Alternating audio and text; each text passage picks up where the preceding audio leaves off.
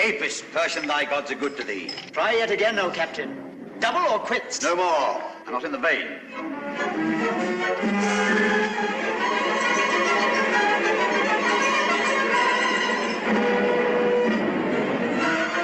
Captain, a stranger approaches.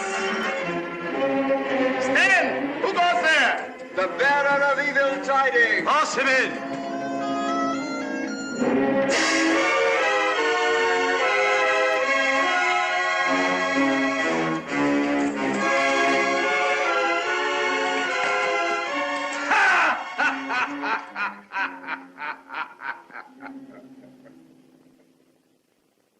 Who art thou that laughest in the house of Cleópatra the queen, and in the teeth of Belzanor, the captain of our guard? I am Belafris, descended from the gods. Hail, cousin. Hail, cousin. All the queen's guards are descended from the gods, save myself. I am a Persian, descended from many a king. Hail, cousins. Hail, mortal. You have been in battle, Belafris, and you are a soldier among soldiers. You will not let the queen's women have the first of your tidings. I have no tidings, except that we shall all have our throats cut presently. Women, soldiers, and all. I thought so. Tell us what befell. Tell us. Know then that I serve in the guard of the Temple of Ra here in Memphis. We went to Alexandria to inquire of King Ptolemy how we of Egypt should deal with the Roman Pompey, newly come to our shores after his defeat by Caesar at Pharsalia. Caesar defeated Pompey? Does Roman then fight Roman? Even as Egyptian fights Egyptian. What did you learn from the queen's brother Ptolemy, the pretender? We learnt that Caesar is coming also in hot pursuit of his foe, and that Ptolemy has slain Pompey. Nay, more, we found that Caesar is already come, for we had not made half a day's journey on our way back when we came upon a city rabble flying from his legions. And ye, the temple guard, did ye not withstand these legions? What men could, that we did. But this Caesar throws a legion at you where you are weakest, as he throws a stone from a catapult. And that legion is as a man with one head, 1,000 arms, and no religion. I have fought against them, and I know. Were you frightened, cousin? No, cousin, but I was beaten. Could you not die? There was no time. All was over in a moment. But now I am come to warn you that you must open your gates to Caesar, for his advance guard is scarce an hour behind me, and there is not an Egyptian warrior left standing between you and his legion. Warlord! Lead him to the door, quick! Now this news will run through the palace like fire through stubble. What should we do to save the women from the Romans? Why not kill them? Because we should have to pay blood money. Better let the Romans kill them.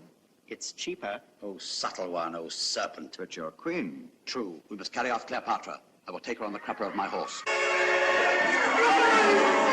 What's the matter now? The sacred white cat has been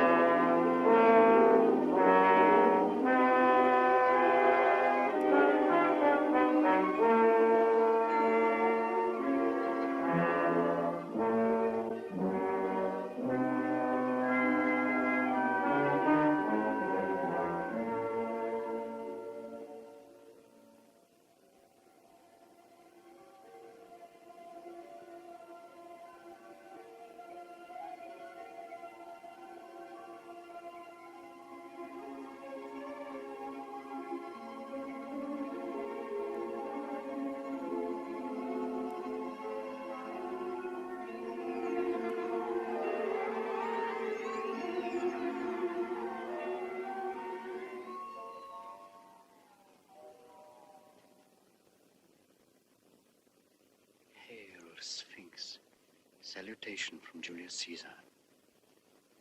I have wandered in many lands, seeking the lost region from which my birth into this world exiled me. and the company of creatures such as I myself. I found flocks and pastures, men and cities, but no other Caesar. No air native to me, no man kindred to me. None who can do my day's deed or think my night's thought. In the little world yonder, Sphinx, my place is as high as yours in this great desert. Only I wander, and you sit still. I conquer, and you endure. I work and wonder. You watch and wait. Sphinx, you and I, strangers to the race of men, are no strangers to one another. Have I not been conscious of you and of this place since I was born? Rome is a madman's dream. This is my reality. My way hither was the way of destiny. But I am he of whose genius you are the symbol. Part brute, part woman, and part God. Nothing of man in me at all. Have I read your riddle, Sphinx? Old gentleman. Immortal gods. Old gentleman, don't run away. Old gentlemen, don't run away. This to Julius Caesar. Old gentleman.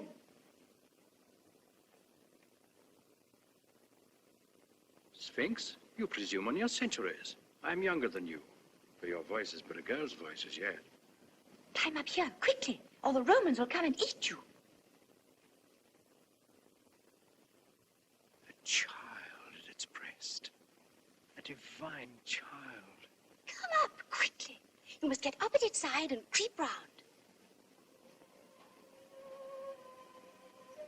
Who are you? Cleopatra, Queen of Egypt. Queen of the Gypsies, you mean? You mustn't be disrespectful to me, or the Sphinx will let the Romans eat you. Come up. It's quite cozy here. What a dream. What a magnificent dream. Only let me not wake. Take care. Ah, that's right. Now, sit down. You may have the other paw. It is very powerful and will protect us. But it wouldn't take any notice of me or keep me company. I'm glad you've come. I was very lonely. Did you happen to see a white cat anywhere? Have you lost one? Yes, the sacred white cat. Isn't it dreadful? I brought him here to sacrifice him to the Sphinx. But when we got a little way from the city, a black cat called him, and he jumped out of my arms and ran away to it. Do you think that the black cat can have been my great-great-great-grandmother? Your great-great-great-grandmother? Well, why not? Nothing would surprise me on this night of nights. I think it must have been. My great-great-grandmother's great-grandmother was a black kitten of the sacred white cat. And my blood is made with Nile water. That is why my hair is so wavy. What are you doing here this time of night? Do you live here? Of course not. I am the queen. And I shall live in the palace of Alexandria when I killed my brother who drove me out of it. When I'm old enough, I shall do just what I like. I shall be able to poison the slaves and see them wriggle, and pretend to Fatatatita, my nurse, that she's to be put into the fiery furnace. Meanwhile, why are you not at home and in bed? Because the Romans are coming to eat us all. You aren't at home in bed either. Oh, yes, I am. I live in a tent, and I'm now in that tent, fast asleep and dreaming. You suppose I believe you are real, you impossible little dream witch? You are a funny old gentleman. I like you. That spoils the dream. Why don't you dream that I'm young? I wish you were. Only I think I should be more afraid of you. I like men, especially young men with round, strong arms. But I'm afraid of them. You are old and rather wrinkly. But you have a nice voice, and I like to have someone to talk to. Though I think you are a little mad.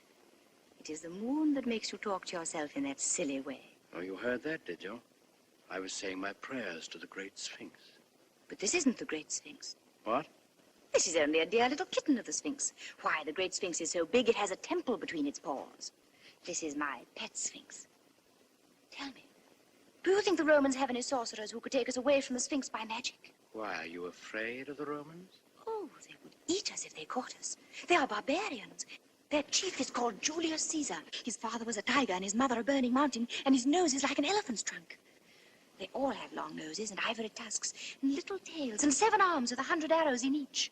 And they live on human flesh. Would you like me to show you a real Roman? No. Oh, you're frightening me. No matter. This is only a dream. It is not a dream. It is not a dream. See! How dare you? You said you were dreaming. I only wanted to show you. Oh, come, don't cry. A queen mustn't cry. Cleopatra, can you see my face well? Yes. It is so white in the moonlight. Are you sure it is the moonlight that makes me look whiter than an Egyptian?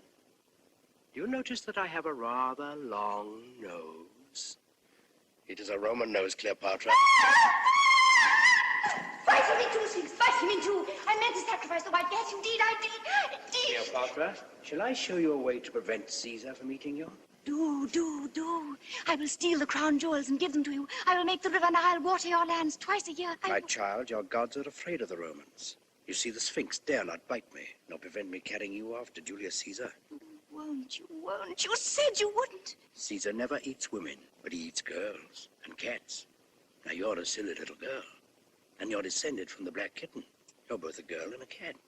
And will he eat me? Yes. Unless you make him believe that you're a woman. Oh. Then you must get a sorcerer to make a woman of me. Are you a sorcerer? Perhaps. But it'll take a long time. And this very night in the palace of your fathers, you must stand face to face with Caesar. No, I daren't. Whatever dread may be in your soul, however terrible Caesar may be to you, you must confront him as a brave woman and a great queen. And you must feel no fear. If your hand shakes, if your voice quavers, then night and death. But if he thinks you worthy to rule, he will set you on the throne by his side and make you the real ruler of Egypt. No, he will find me out. He will find me out. He is easily deceived by women. Their eyes dazzle him. Then we will cheat him. If you do that, he will eat you at one mouthful. Oh, no, please. I will be good. I will do whatever you tell me. I will be your slave. Hark. What was that? Caesar's voice. Let us run away. Come, oh, come. You are safe with me until you stand on your throne to receive Caesar. Lead me to your palace in the desert. Oh, I will. Come. The gods are angry. Do not feel the earth shaking. It is the tread of Caesar's legion. This way, quickly. And let us look for the white cat as we go. It is he who has turned you into a Roman. Incorrigible. Oh, incorrigible. Come, oh, come.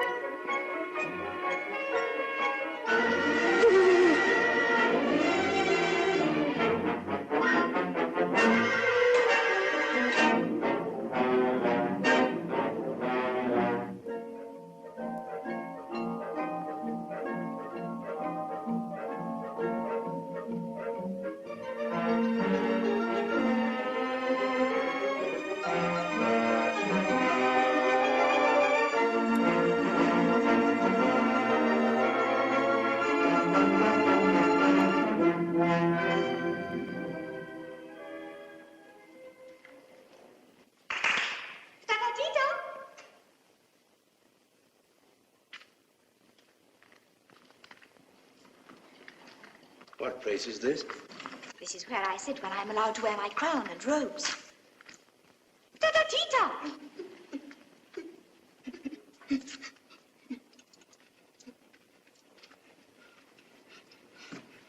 Order the slave to light the lamps. Do you think I may? Of course. You're the queen. Go on. Light all the lamps. Stop!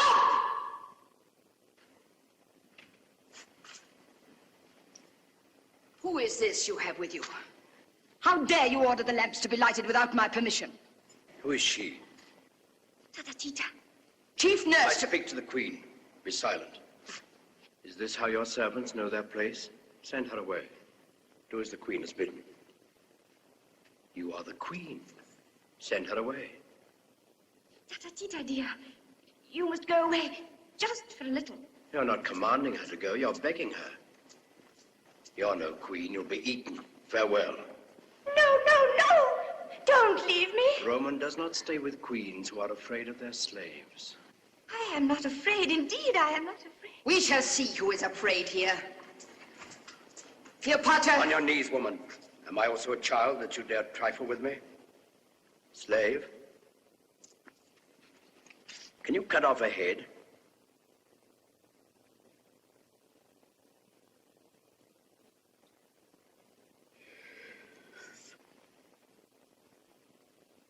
Have you remembered yourself, mistress?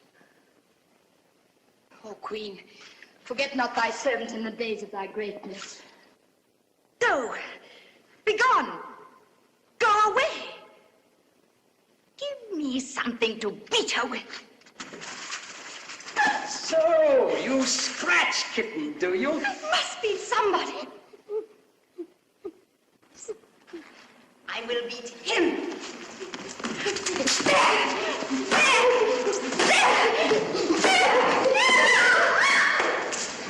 I am a queen at last. A real queen. Cleopatra, the queen. Oh, I love you for making me a queen. But queens love only kings. I will make all the men I love kings. I will have many young kings with round, strong arms. And when I'm tired of them, I shall whip them to death. But you will always be my king, my nice, kind, wise, good old king. Oh, my wrinkle. You will be the most dangerous of all Caesar's conquests. Caesar? I forgot Caesar. You will tell him that I'm a queen, won't you? A real queen. Listen. Just run away and hide until Caesar is gone. If you fear Caesar, you are no true queen. And though you were to hide beneath a pyramid, he would go straight to it and lift it with one hand. And then, oh, be afraid if you dare. Caesar approaches the palace of Cleopatra. Oh. Come, take your place.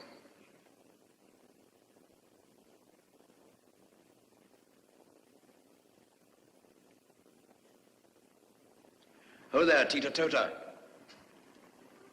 How'd you call your slaves? Clap your hands.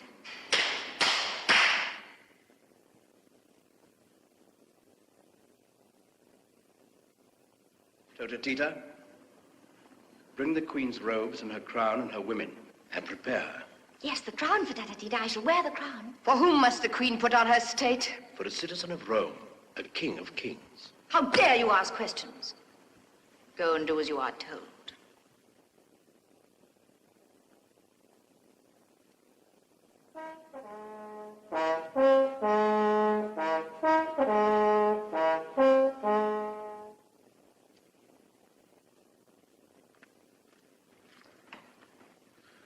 Of all the Queen's women, these two alone are left. The rest have fled. Two are enough. For Caesar generally has to dress himself. The Queen of Egypt is not a Roman barbarian. Be brave, my nursling. Hold up your head before this stranger.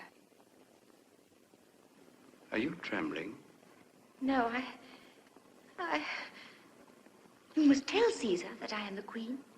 He will not ask me. He will know Cleopatra by her pride, her courage, her majesty, and her beauty.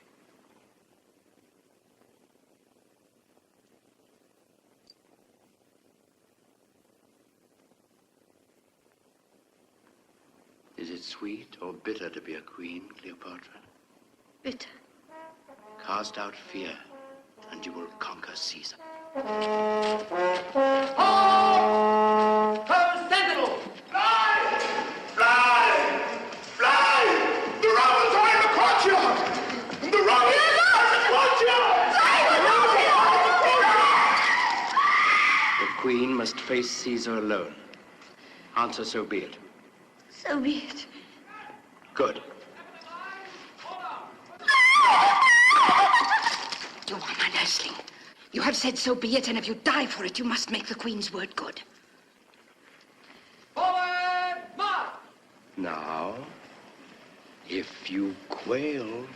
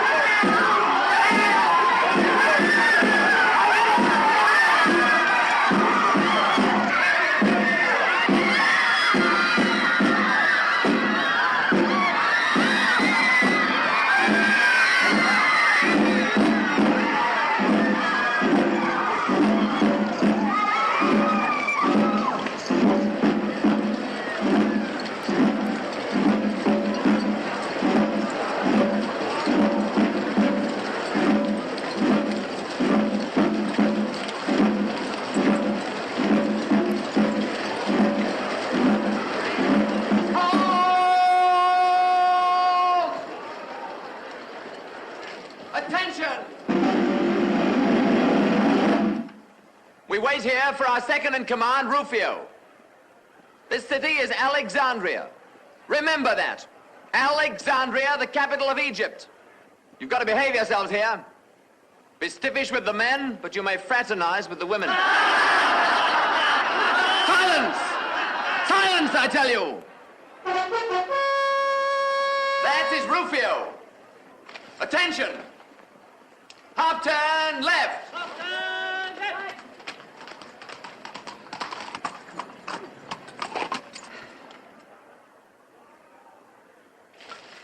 Centurion. Sir. See that building? That's the Royal Palace.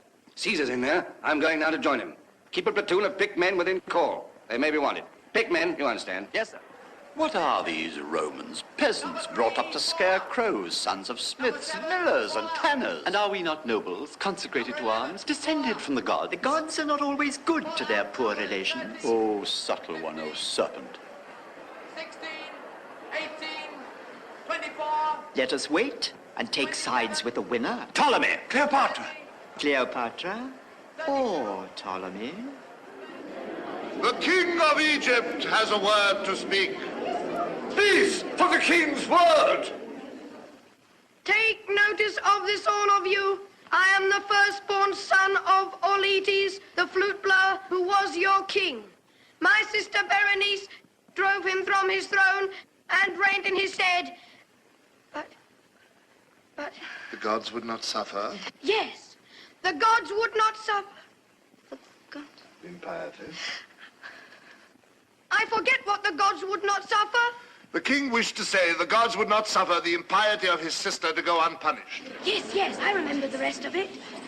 Therefore the gods sent a stranger, one Mark Antony, a Roman captain of horsemen, across the sands of the desert, and he set my father again upon the throne. And now that my father is dead, my sister Cleopatra would snatch the kingdom from me and reign in my place. But the gods would not suffer. Will not maintain. Oh, yes, will not maintain such iniquity, but with the help of the witch, Patata Tita, she has cast a spell on the Roman Julius Caesar to uphold her false pretense to rule Egypt. Take notice, then, that I will not suffer. I will not suffer. What is it that I will not suffer now? The king will not suffer a foreigner to take from him the throne of our Egypt. Tell the king, Achilles, how many soldiers and horsemen follow Julius Caesar?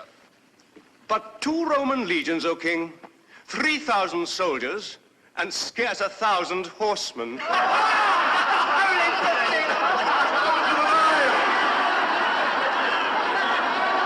Peace, ho! Caesar approaches.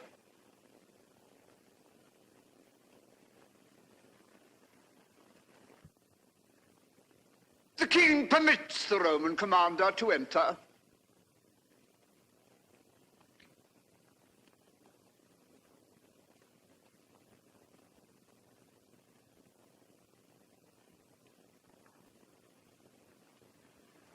Which is the king, the man or the boy? I am Pothinus, the guardian of my lord, the king. So you're the king. Dull work at your age. Eh? Your servant, Pothinus. And this gentleman? Achilles, the king's general. Ah, a general. I am a general myself, but I began too old. Health and many victories, Achilles. As the gods will, Caesar. And you, sir, are... Theodotus, the king's tutor. So, you teach men how to be kings, Theodotus. That is very clever of you. And, this place? The council chamber of the chancellors of the king's treasury, Caesar. That reminds me. I want some money. The king's treasury is poor, Caesar. Yes, I noticed there is but one chair in it. Bring a chair there, some of you, for Caesar. Caesar? Oh, no, my boy. That is your chair of state. Sit down. Sit down.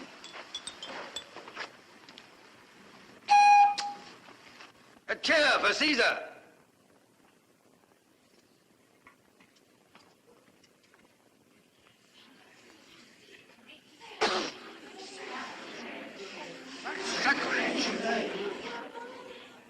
Sit on that, Caesar. Oh, I forgot. I had not made my companions known to you, Pothinus. This gentleman is Rufio, my comrade in arms. This is Britanus, my secretary. Oh, no. He is an islander from the western end of the world.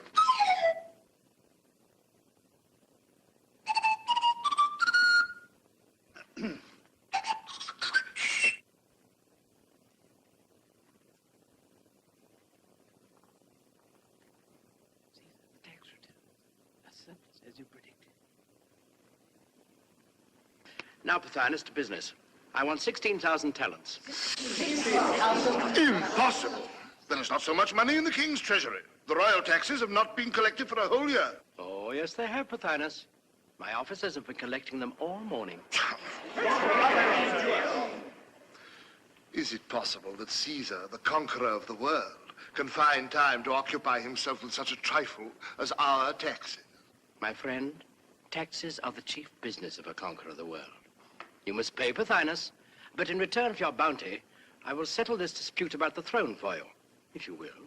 You say the matter has been at issue for a year. May I have 10 minutes at it? And you will do as you please, doubtless. Good. But first, let us have Cleopatra here. Cleopatra, she is not in Alexandria. I think she is. Call Tota Tita. Oh, there, Tita Tota! Who pronounces the name of Tata Tita, the Queen's chief nurse? No one can pronounce it Tota, except yourself. Where's your mistress? Will the Queen favor us with her presence for a moment? Am I to behave like a queen? Yes. You may go, Tata Tita.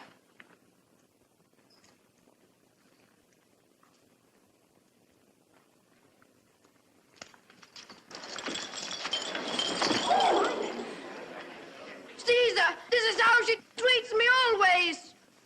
If I am king, why is she allowed to take everything from me? You are not to be king, you little crybaby. You are to be eaten by the Romans. Come here, my boy, and stand by me.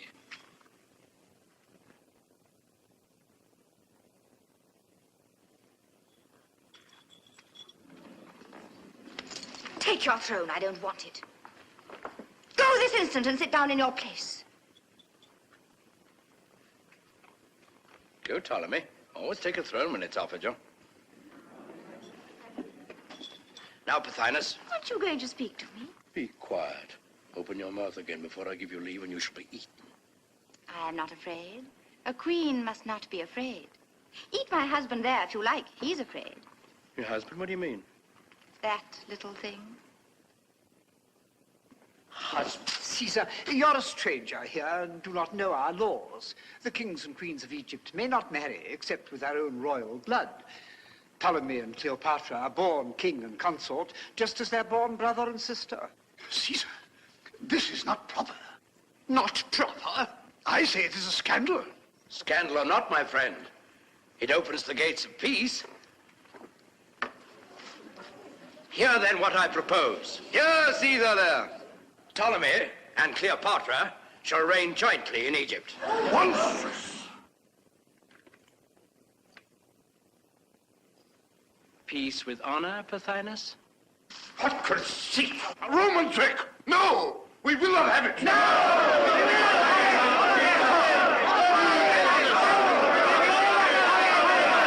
Caesar, be honest! The money you are demanding is the price of our freedom.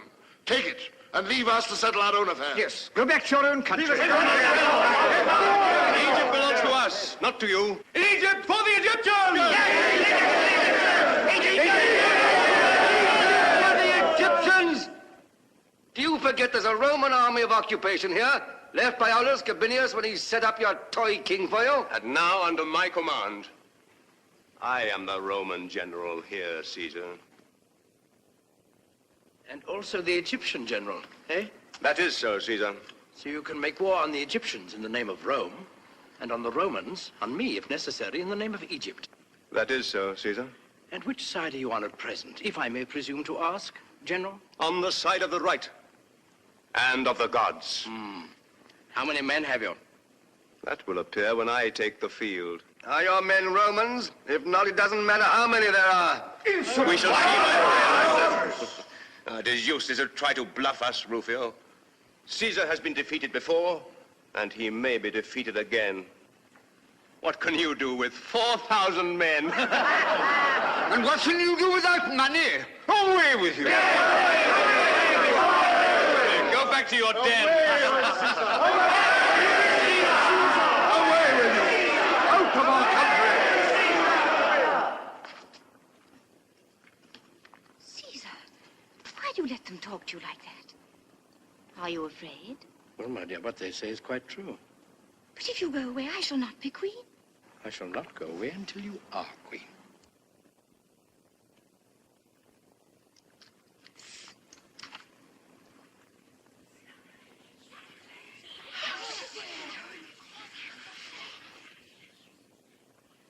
Achilles, if you are not a fool, you will take that girl while she is under your hand.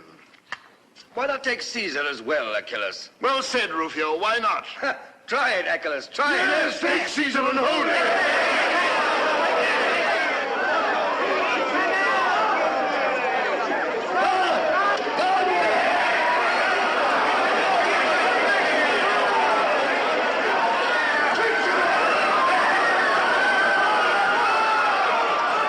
Egyptians, you are Caesar's prisoners. All of you. Oh, no, no, by no means. Caesar's guests, gentlemen. Caesar's guests. Won't you cut their heads off? Cut off your brother's head? Why not? He'd cut off mine if he got the chance. Wouldn't you, Ptolemy? I would. I will, too, when I grow up. Caesar, if you attempt to detain us... You will succeed, Egyptian. Make up your mind to that. The road to Rome is open, and you shall travel it, if Caesar chooses. I could do no less, Pothinus, to secure the retreat of my own soldiers. I am accountable for every life among them. I am the king's guardian. I stand on my right here. Where is your right? It is in Rufio's scabbard, my friend. I may not be able to keep it there much longer. And this is Roman justice. Not Roman gratitude, I hope. Is Caesar's life of so little account to him that he forgets that we have saved it? My life, is that all? Your life, your laurels, your future. I can call a witness to prove that but for us, the Roman army of occupation led by Pompey, the greatest soldier in the world, would now have Caesar at its mercy. Ho there, Lucius Septimius! Come forth and testify before Caesar. No. No. Yes, I say. Let the military tribune bear witness. Lucius Septimius!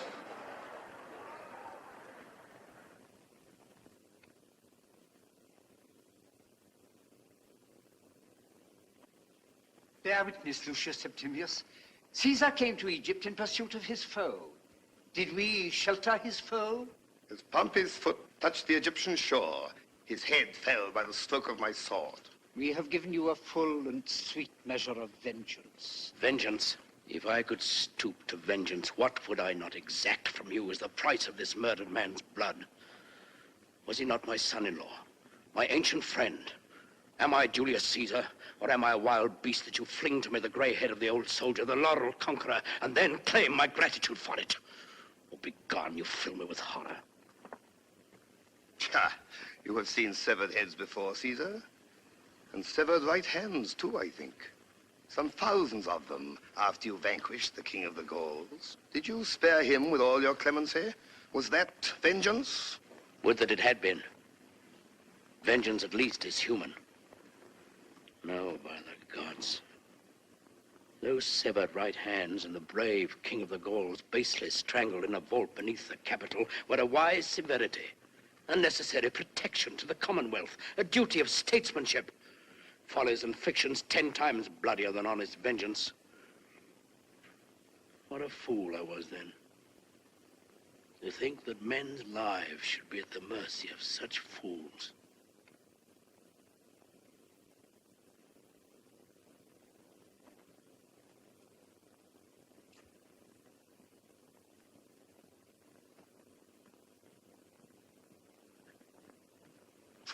Lucius Septimius, pardon me. Why should the slayer of the king of the Gauls rebuke the slayer of Pompey? You are free to go, all here in this palace. Free? Achilles, his army? Renegades and all? Free, Rufio. Lucius Septimius, you're free to go with the rest. Or stay if you will, and I'll find a place for you in my service. The odds are against you, Caesar. I go.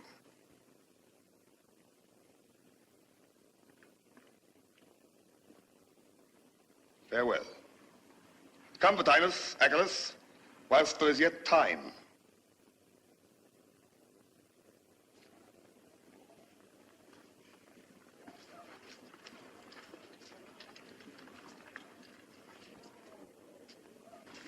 Do you suppose he'd let us go if he had our heads in his hands? Caesar, this is not good sense. Your duty to Rome demands that her enemies should be prevented from doing further mischief. It's no use talking to him, Britanus. You may save your breath to cool your porridge. But mark this, Caesar. Clemency is very well for you. What is it for your soldiers who have to fight tomorrow the men you spared yesterday? You may give what orders you please, but I, for one, will take no prisoners. I'll kill my enemies in the field. Then I shall never have to fight them again. Now, with your leave, I'll see these gentry off the premises. What? Have they left the boy alone? Shame, shame. Come, Your Majesty.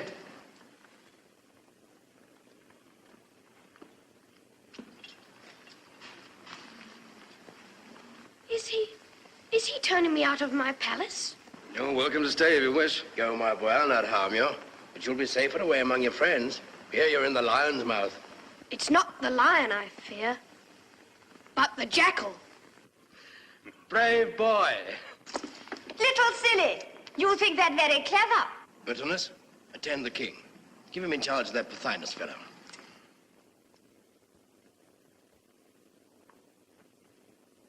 And this piece of goods. What's to be done with her? However, I suppose I may leave that to you. Did you mean me to go with the rest? You're free to do just as you please, Cleopatra. Then you don't care whether I stay or not. Of course, I'd rather you stayed. Much rather? Much rather. Then I consent to stay, because I am asked. But I do not want to, mind.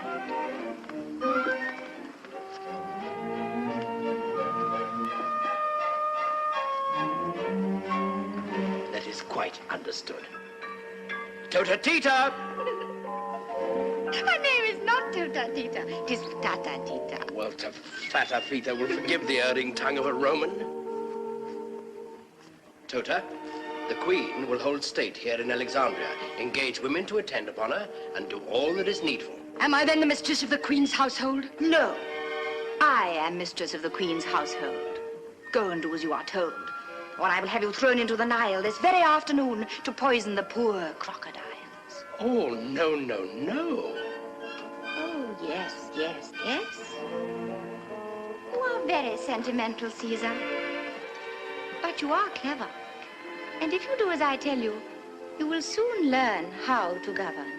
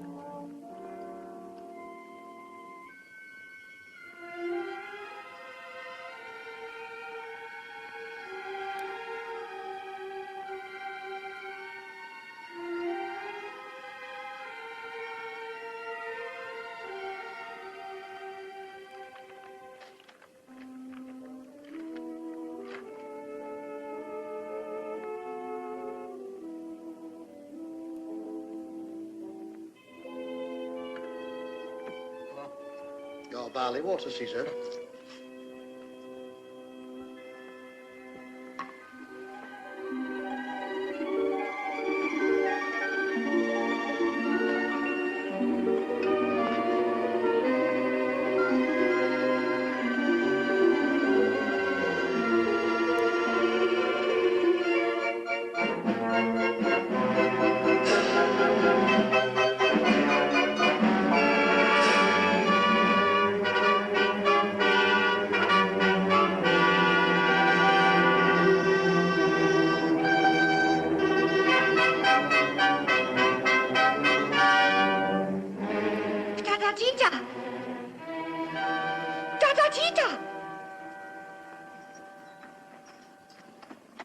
Get up, child. You must be bathed this morning.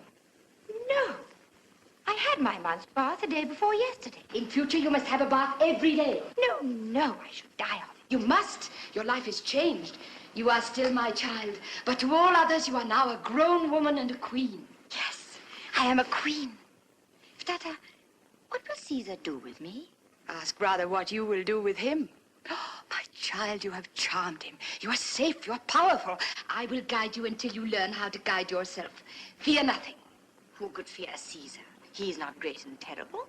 He's only an elderly gentleman, rather sad-looking and wrinkled, but very kind. He is a magician. And magicians can change their shapes as they please. Everything about him is magical. He would not sleep in the golden chamber, but made his soldiers bring a bare stretcher from the camp and put it in his study. Even then he did not sleep in it, but sat up working like a slave all night. Yet everyone obeys him as if he were a god. I think he is a god in disguise, for he has changed your nature, has he not? Oh, yes, he has. That is true. Tata, before he came, I was afraid of you more than anyone else on earth. And now, I'm not afraid of you at all. Tell me, what must I do to begin with now that I'm really a queen? You must begin by having a bath every day. Come, child, and get it over. You will soon get used to it and love it. Never. It is too dreadful.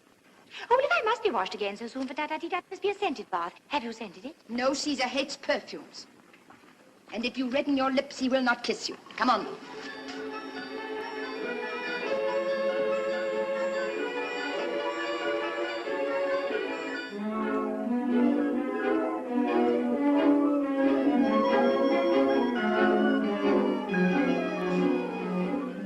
He must indeed be a god. For only a god could be so unlike a man.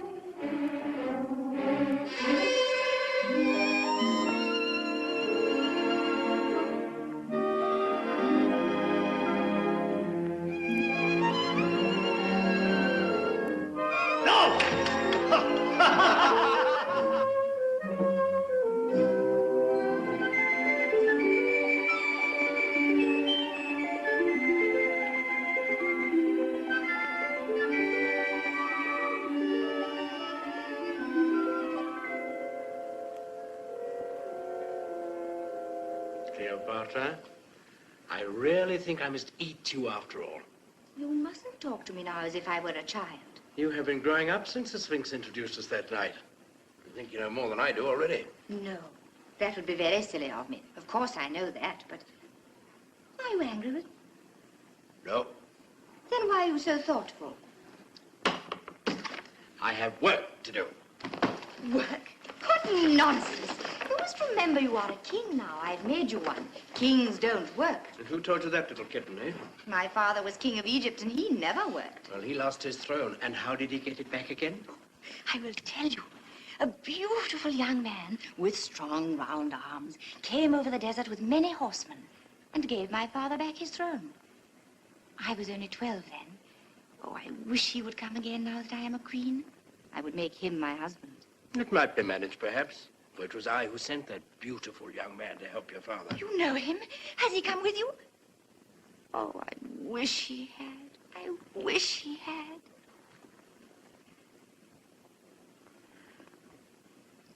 He is many, many years younger than you, is he not? He is somewhat younger. Would he be my husband, do you think, if I asked him? Very likely. But I shouldn't like to ask him. Could you not persuade him to ask me, without knowing that I wanted him to? My poor child. Why do you say that as if you were sorry for me? Does he love anyone else? I'm afraid so. Then I shall not be his first love. Not quite the first. He is greatly admired by women. Oh, I wish I could be the first. But if he loves me, I will make him kill all the rest. Tell me, is he still beautiful? Do his round, strong arms shine in the sun like marble? He is in excellent condition, considering how much he eats and drinks. Oh! You mustn't say common earthly things about him. I love him. He is a god. What is his name? His name is Mark Antony. Mark Antony. Mark Antony. Mark Antony. What a beautiful name. Oh, I love you for sending him to help my father. You must run away for a little and send my secretary to... No. I want to stay and hear you talk about Mark Antony. But if I don't get to work, Pothinus and the rest of them will cut us off from the harbor, and then the road to Rome will be blocked. No matter. I don't want you to go back to Rome. But you want Mark Antony to come from here? Oh, yes, I forgot. Go quickly, César, and keep the way over the sea open for my Mark Antony.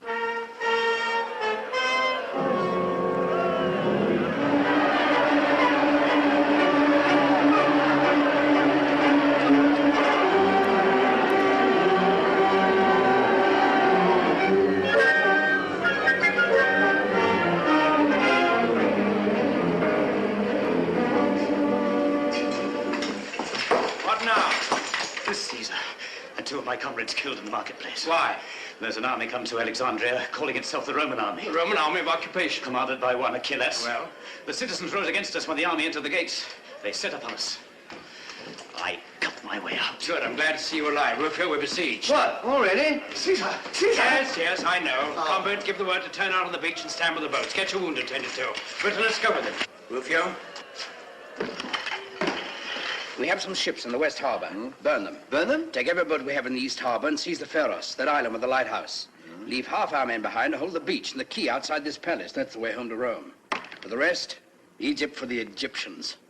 Well, you know best, I suppose. That all? That's all. Those ships burnt yet? Be easy, I shall waste no time. César, Pothinus demands speech with you. Where is he? Waits in the council chamber. In my opinion, he needs a lesson. His manner is most insolent.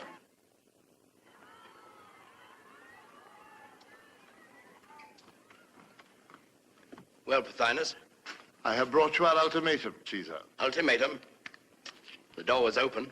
You should have gone out through it before you declared war. You're my prisoner now. Aye, your prisoner. Do you know that King Ptolemy, with an army outnumbering your little troop by 100 to 1, is in possession of Alexandria? Well, get out of here if you can. And tell your friends not to kill any more Romans in the marketplace. Otherwise, my soldiers, who do not share my celebrated clemency, will probably kill you. Pass the word to the guard. Pothinus is now prisoner. Britanus, fetch my armor.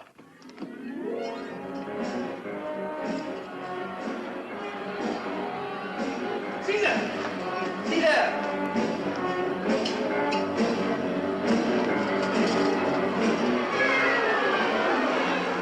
What? The ship's ablaze already? Impossible. It's not my doing. The Egyptians have saved me the trouble. They've captured the West Harbor. In the East Harbor, the lighthouse, Rufio. Can I embark a legion in 5 minutes? The first cohort's already on the quay. If you want faster work, well, come and do it yourself. Patience, Rufio, patience. Patience? Who's impatient here, you or I? Forgive me, Rufio, and hurry them as much as you can. Help! Help! Help! Help! Woe, alas! Woe, alas! Help! Woe! Woe! Woe! Woe! Help! Help! Help! Who is slain? Slain, worse than the death of 10,000 men. Loss irreparable to mankind. What's happened, man? The fire has spread from your ships. The library of Alexandria is in flames. Is that all, Rufio? Is Britanus asleep? I sent him for my armor an hour ago. Britanus! Britannicus! César, will you go down to posterity as a barbarous soldier, too ignorant to know the value of books? Theodotus, I'm an author myself. Good.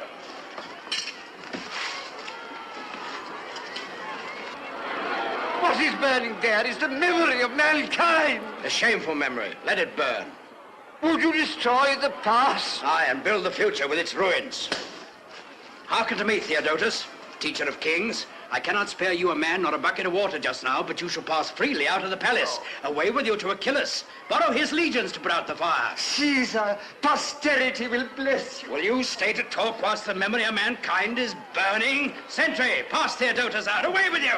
Away with you! I must save the library. What's this? You let him go? More clemency. I have let him go to save the library. We must respect literature, Rufio. Folly on folly's head. Besides, every Egyptian we imprison means imprisoning 2 good Roman soldiers to guard him, eh? I might have known there was some fox's trick behind your fine talking. All ready there! All ready! We wait for Caesar! Tell them Caesar's coming, the rogues. Ho! Caesar's guard there! Push off! All except the longboat. Stand by it to embark.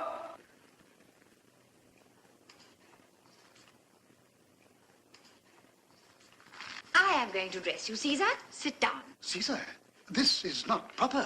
These Roman helmets are so becoming.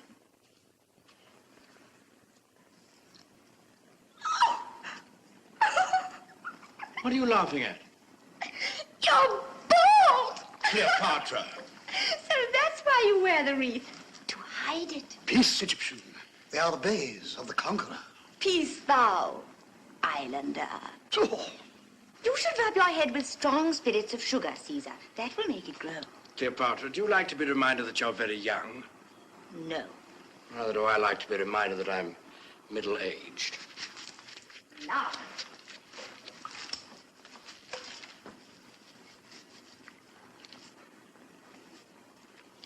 Oh, how nice. You look only about 50 in it. You mustn't speak in that manner to Caesar. Is it true that when Caesar caught you on that island, you were painted all over blue? Blue is the color worn by all Britons of good standing. In war, we stain our bodies blue, so that though our enemies may strip us of our clothes and our lives, they cannot strip us of our respectability. Let me hang this on.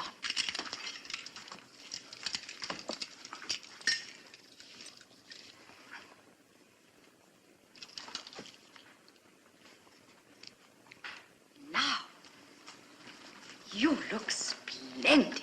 Now, Caesar. Have you done talking? The longboat awaits you. The others race to the lighthouse. Is this well set today, Britannicus? At Pharsalia, it was as blunt as a barrel hoop. It'll split one of the Egyptians' hairs today, Caesar. I've said it myself. Oh, you're not really going into battle to be killed. No, Cleopatra. No man goes into battle to be killed. Oh, but they do get killed. My sister's husband was killed in battle. You mustn't go. Let him go. Please don't go. What will happen to me if you never come back? Are you afraid? No. Come to the balcony and you shall see us take the Pharos. You must learn to look on battles. Then take me with you. Let me come with you to the fair. No, no, my child. You must stay here till I return. That is well. Now, Rufio, march. Oh! You won't be able to go. Why, what now? They're drying up the harbor with buckets. A multitude of soldiers over there. They're dipping up the water. This is your accursed clemency, Caesar. Theodotus has brought them. I meant him to, Rufio. They've come to put out the fire. The library will keep them busy whilst we seize the lighthouse, eh? More foxing.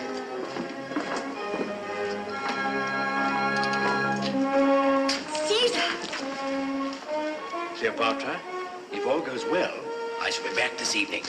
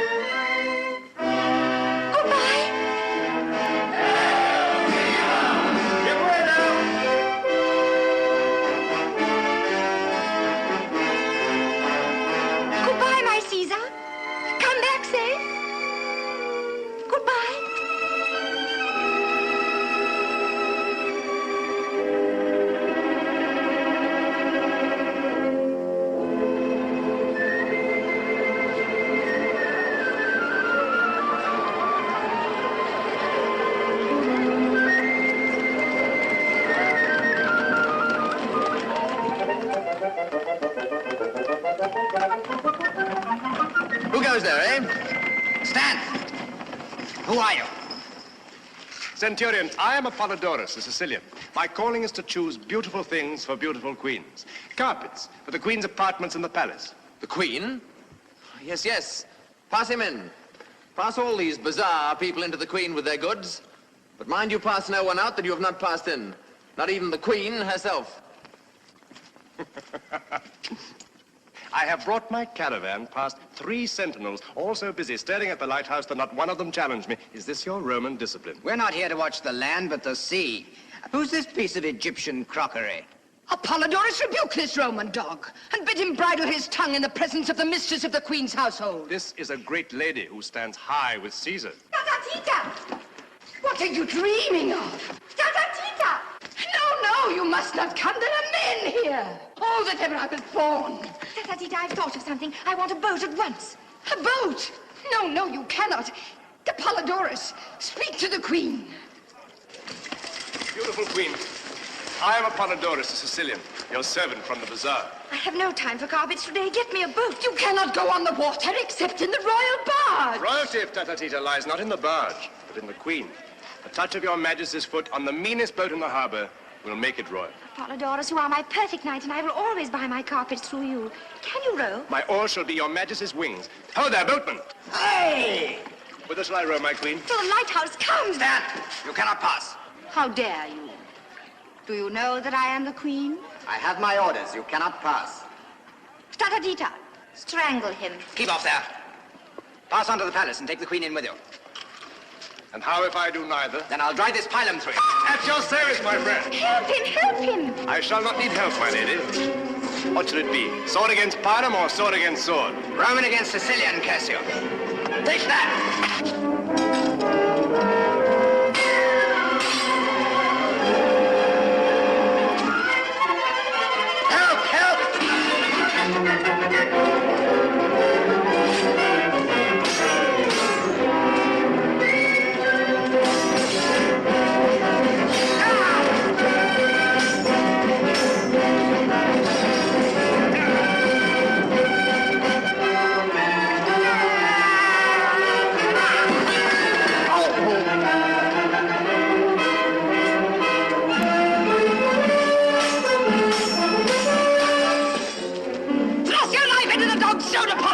Let me go. Ho there, God. Help! Help the little Roman reptile! Spit him on your sword! What is this? Make your report, soldier. This old woman's dangerous. She's as strong as 3 men. Centurion, he would have slain the queen. So I would sooner than let her pass. Cleopatra, I am loath to offend you, but without Caesar's express orders, I dare not let you pass beyond the Roman lines. You must withdraw into the palace and examine your carpets there. I will not. I am the queen. Caesar doesn't speak to me as you do. Have Caesar's centurions changed manners with his scullions? I do my duty. That is enough for me. Majesty, when a stupid man is doing something he is ashamed of, he always declares it his duty. As for you, Apollodorus, you may thank the gods you are not nailed to the palace door with a pilum for your meddling. Is this woman your wife? Jupiter, no! Not that the lady is not a very striking figure in her own way, but she is not my wife. Roman, I am Tita, the mistress. Keep your hands off my men, mistress, or I'll have you pitched into the harbor though you were as strong as 10 men. We shall see whom Isis loves best. Her servant Tita or a dog of a Roman. 2 more men to this post here. See that no one leaves the palace but this man and his merchandise. If he draws his sword again, kill him.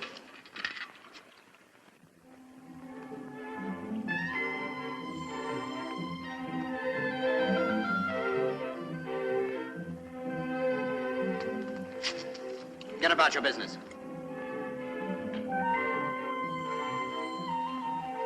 You ought to know better. Off with you.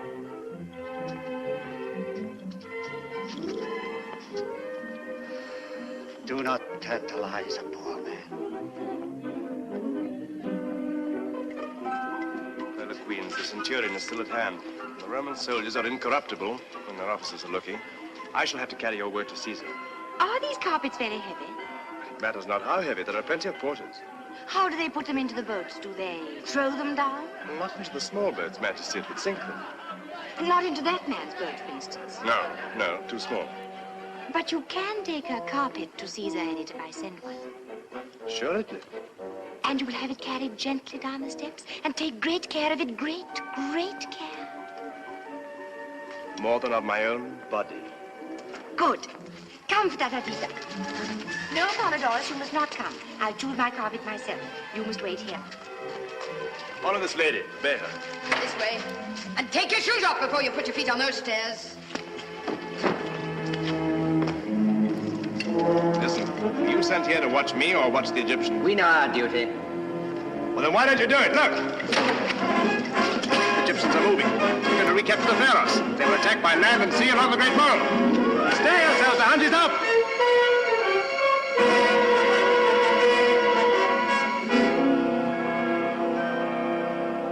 Centurion, reinforce the platoons on the mole. Yes, sir.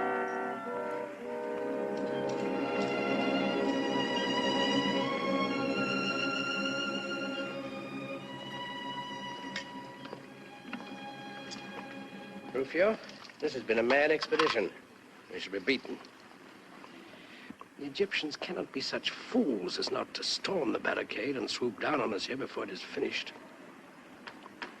It's the first time I've ever run an avoidable risk. I shouldn't have come to Egypt.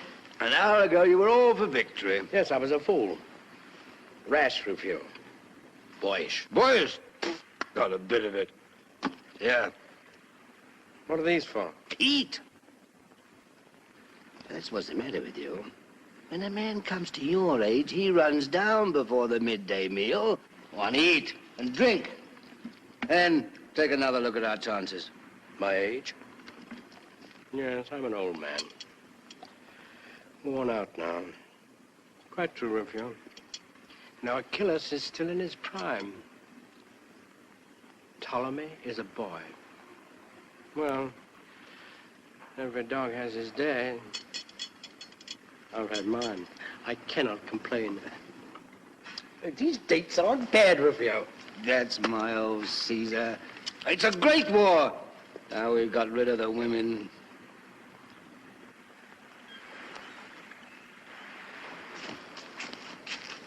You again?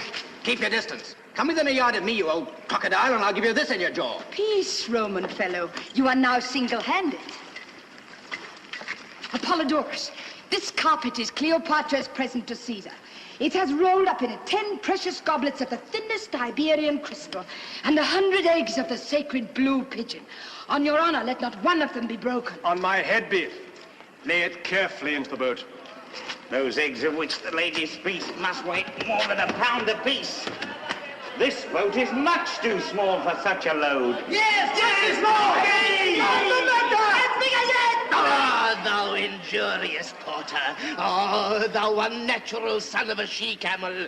My boat can carry 5 men. Shall it not carry your lordship and a bale of pigeons' eggs? Oh, thou mangy dromedary. The gods shall punish thee for this envious wickedness.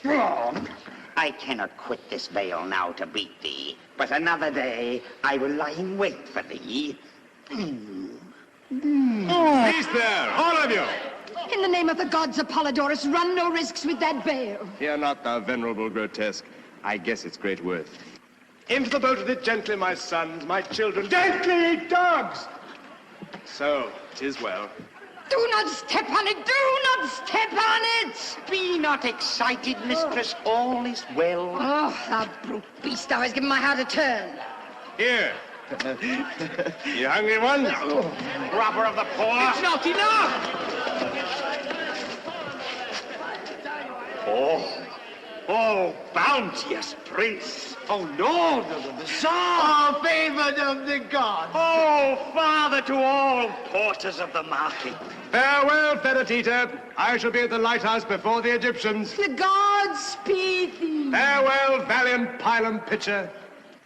My heart, spread out thy wings, spread out thy wings, shake off thy heavy load of love.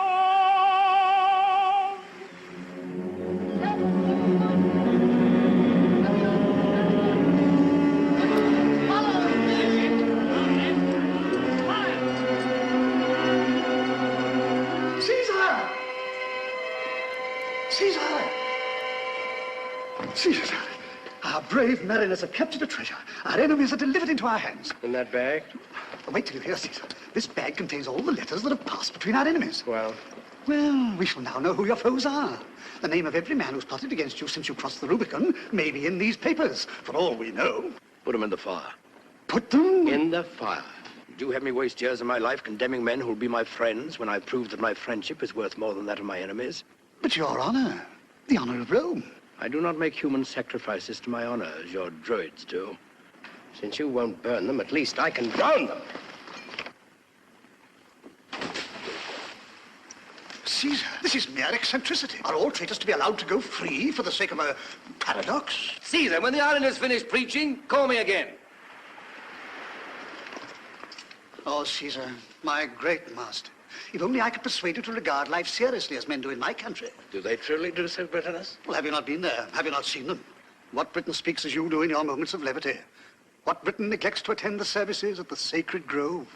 What Briton wears clothes of many colours as you do, instead of plain blue, as all solid, well-esteemed men should? These are moral questions with us. Well, well, my friend, someday I shall settle down and wear a blue toga, perhaps. Meanwhile, I must get on as best I can in my flippant Roman way. What now? Hail! Oh, what is this? Who are you? How did you come here? Calm yourself, my friend. I'm not going to eat you. Hail, great Caesar! I am Apollodorus, a Sicilian, an artist. An artist? A vagabond? Peace, Mayor. Apollodorus is a famous patrician amateur. And I crave the gentleman's pardon. I understood him to say he was a professional. Welcome, Apollodorus. What is your business? First, to deliver to you a present from the Queen of Queens. Who is that? Cleopatra of Egypt. Apollodorus, this is no time for playing with presents. Pray you go back to the Queen and tell her that if all goes well, we shall return to the palace this evening. Caesar, I cannot return. As I approached the lighthouse, some fool threw a great leathern bag into the sea. It broke the nose of my boat. I had hardly time to get to the shore before my poor little cockle shell sank. I am sorry, Apollodorus.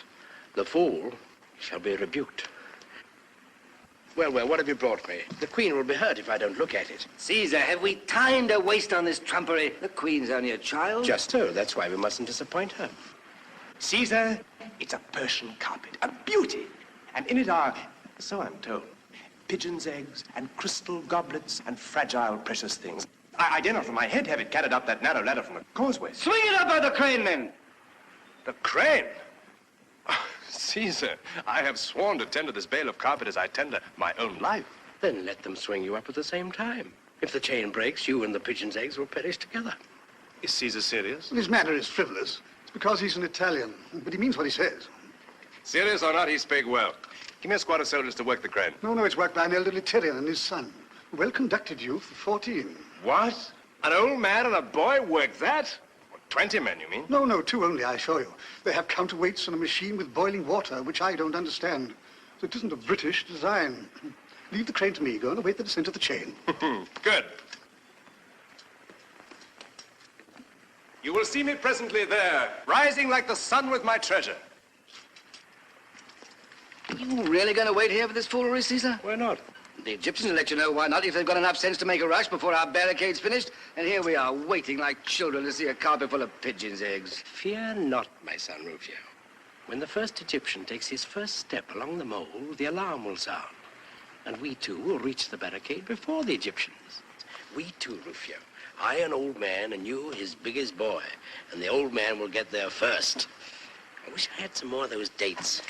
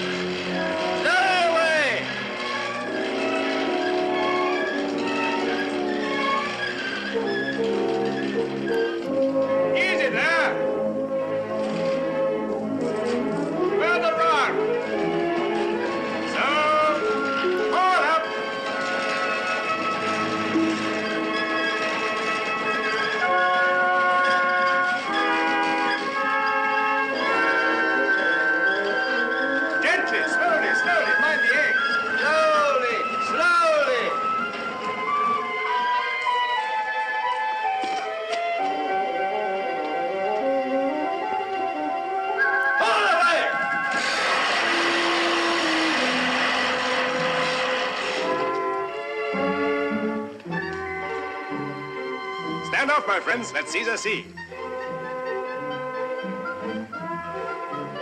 Nothing but a heap of shawls. Where are the pigeons' eggs? Approach Caesar and search for them in the shawls. Treachery. Stand back, Caesar. I saw shawls move. There's something alive in there. Oh, it's a serpent. Yeah, Caesar thrust his hand in where the serpent moves. Treacherous dog. Peace, put up your swords. Apollodorus, your serpent seems to breathe very regularly. Why, this is a pretty little snake. Let's have the rest of you. Thanks, Mother.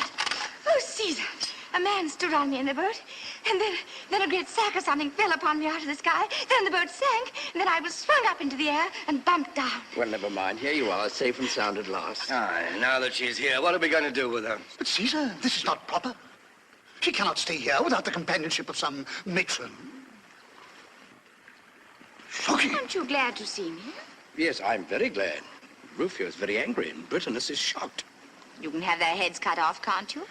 Wouldn't be so useful with their heads cut off as they are now, my seabird. We shall have to go away presently and cut off some of your Egyptians' heads. How you like being left here with a chance of being captured by the little brother of yours if we're beaten, eh? You mustn't leave me alone, Cesar. You will not leave me alone, will you? What? Not when the trumpet sounds and all our lives depend upon Caesar being at the barricade before the Egyptians, eh? Let them lose their lives. They are only soldiers. Cleopatra, when that trumpet sounds, we must take every man his life in his hands and throw it in the face of death. And of my soldiers who have trusted me, there's not one whose hand I shall not hold more sacred than your head. Polydorus, take her back to the palace. Am I a dolphin, Caesar, to cross the seas with young ladies on my back? My boat is sunk. Yours are either at the barricade or have returned to the city. Doesn't matter. I will not go back. Nobody cares for me. Oh, Cleopatra. You want me to be killed. My poor child, your life matters little here to anyone but yourself. Come, Rufio. Caesar, do not leave me. Caesar, we are cut off. The Egyptians have landed from the western harbor between us and the barricade. Rufio, my men of the barricade are lost. I've murdered them. Aye, that's what comes of fooling with this girl here.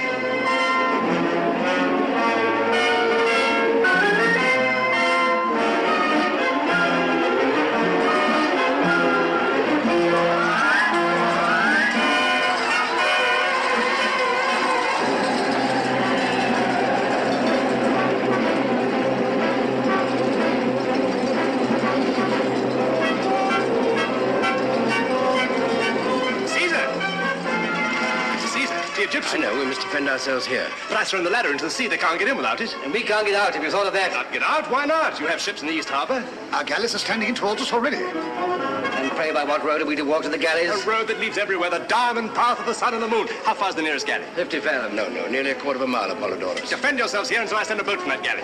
Have you wings, perhaps? Water wings, soldier!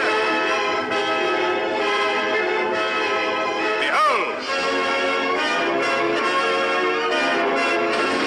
Bravo, Apollodorus! Bravo! By Jupiter, I will do that too, Britannicus. Are you mad? You shall not. Why not? Can I not swim as well as he? Can an old fool dive and swim like a young one? Old? Rufio, you forget yourself. I'll race you to the galley for a week's pay, Father Rufio. Me! What is to become of me? I'll carry you on my back to the galley like a dolphin. Rufio, when you see me rise to the surface, throw her in. No, I shall be drowned. And then in with you after her, both of you. Caesar, I am a man and a Briton, not a fish. I must have a boat. I can't swim. Neither can I. Stay here then, Britannicus, until I recapture the lighthouse. I'll not forget you. Now, Rufio, have you made up your mind to this folly? The Egyptians have made it up for me, and mind where you jump. I don't want you in the small of my back as I come up. One last word, Caesar. Do not let yourself be seen in the more fashionable part of Alexandria until you change your clothes. Oh, Apollodorus! The white upon the blue above is purple on the green below! Let me see! He'll be drowned!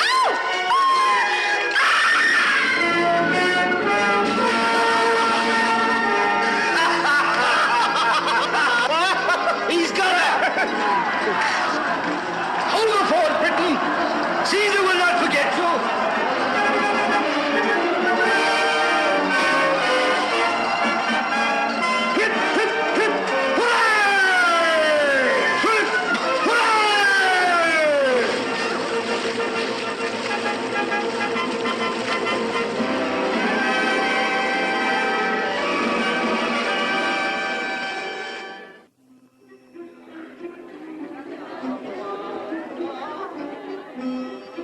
Another royal banquet? In Caesar's honor? These Romans are magicians. For 6 months, a mere handful of them have held the palace against the whole of Egypt's armed forces. And look at their escape from the pharaohs. Who but a magician could swim like a dolphin at Caesar's age, carrying the queen on his back? That might be the queen's magic. She rides on Caesar's back on land now, as on the sea.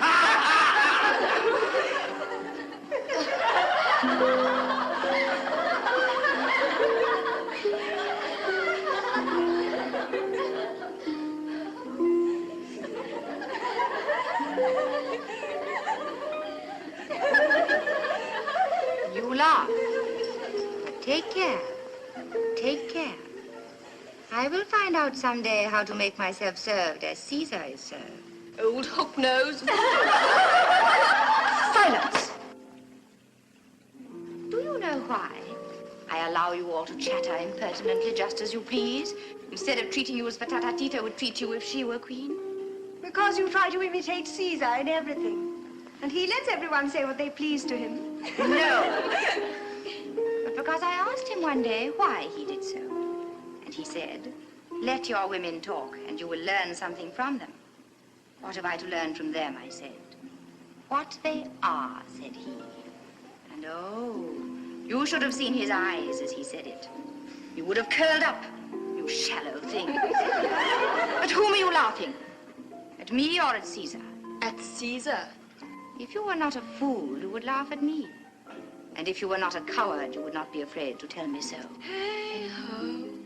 I wish Caesar were back in Rome. It will be a bad day for you when he goes. Oh, if I were not ashamed to let him see that I am as cruel at heart as my father, I would make you repent that speech. Why do you wish him away? He makes you so terribly prosy and serious and learned and philosophical. It's worse than being religious at our ages. Cease this endless cackling, will you? Hold your tongues. Well, well, we must try and live up to Caesar. Pothinus craves the ear of the queen.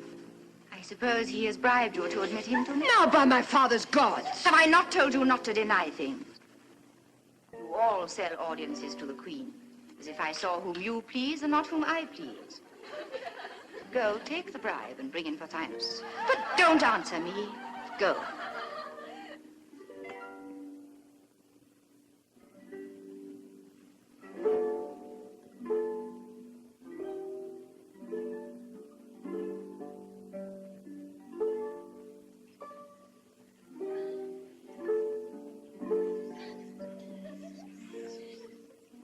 I want to learn to play the harp with my own hands. Caesar loves music. Can you teach me? Assuredly. I and no one else can teach the Queen. All other teachers are quacks. I have exposed them repeatedly. Good, you shall teach me. How long will it take? Not very long, only 4 years. Your Majesty must first become proficient in the philosophy of Pythagoras, and then... Has she become proficient in the philosophy of Pythagoras? Oh, she is but a slave. She learns as a dog learns. Well then, I will learn as a dog learns, for she plays better than you. You shall give me a lesson every day for a fortnight. After that, whenever I strike a false note, you shall be flogged. If I strike so many that there is no time to flog you, you shall be thrown into the Nile to feed the crocodiles. Give the girl a gold piece and send them away. Yeah, but true art cannot be thus forced. What is this? Answering the Queen, forsooth, out with you.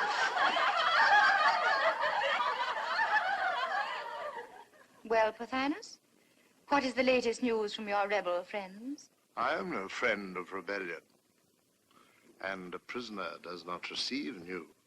You are no more a prisoner than I am, than Caesar is. These 6 months we've been besieged in the palace by my subjects. You are allowed to walk on the beach among the soldiers. Can I go further myself? Or can Caesar? You are but a child, Cleopatra, and do not understand these matters. I see you do not know the latest news, Pothinus. What is that? That Cleopatra is no longer a child. Shall I tell you how to grow much older and much, much wiser in one day? I should prefer to grow wiser without growing older. Well, go up to the top of the lighthouse and get someone to take you by the hair and throw you into the sea. She's right, Pothinus. You will come to the shore with much conceit washed out of you. Begone, all of you. I will speak with Pothinus alone.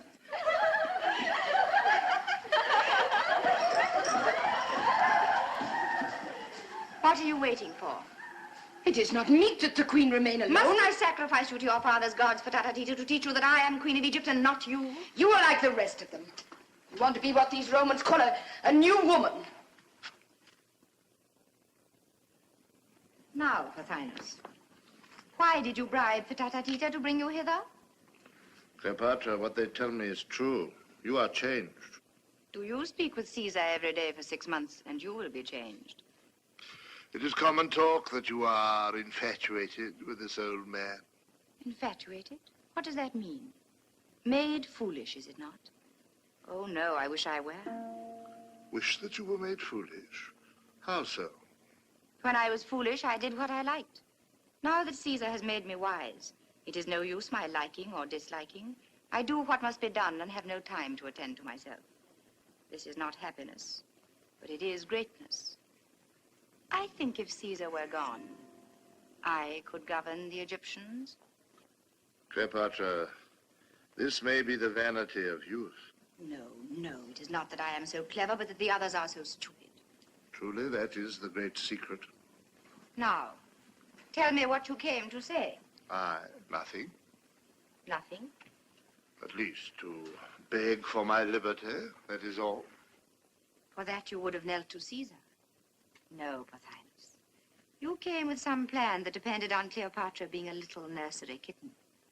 Now that Cleopatra is a queen, your plan is upset.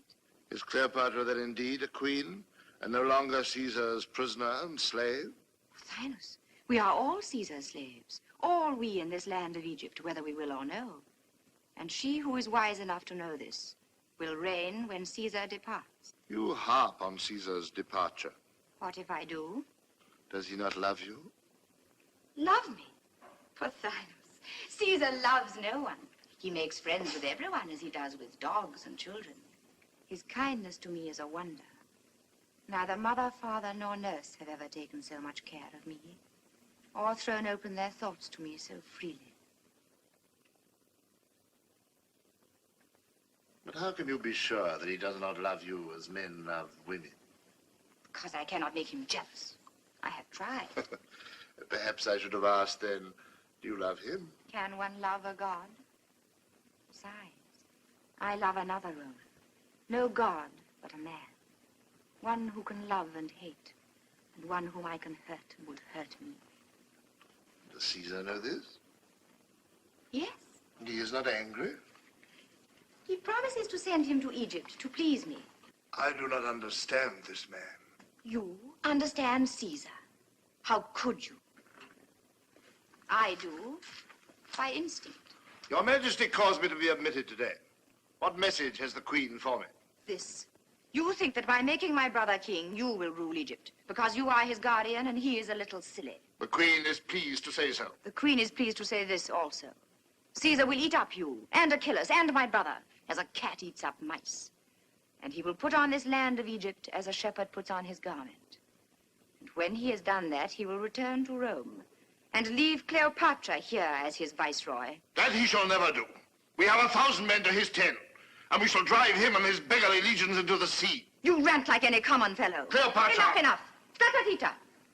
Caesar has spoilt me for talking to weak things like you. I know to whom I must go now. Let me go forth from this hateful place. What angers you? The curse of all the gods of Egypt be upon her. She hath sold her country to the Roman, that she may buy it back from him with her kisses. Fool, did she not tell you that she would have Caesar gone? You listened? I took care that some honest woman should be at hand whilst you were with her. Mark this, mistress. You thought before Caesar came that Egypt should presently be ruled by you and your crew in the name of Cleopatra. I set myself against... Aye, that it might be ruled by you and your crew in the name of Ptolemy. No better me, or even you, than a woman with a Roman heart. And that is what Cleopatra is now become. Whilst I live, she shall never rule. So guide yourself accordingly.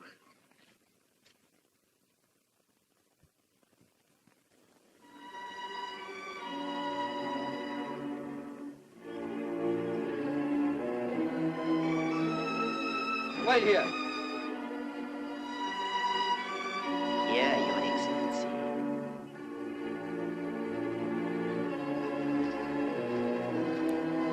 The Roman commander will await Caesar here.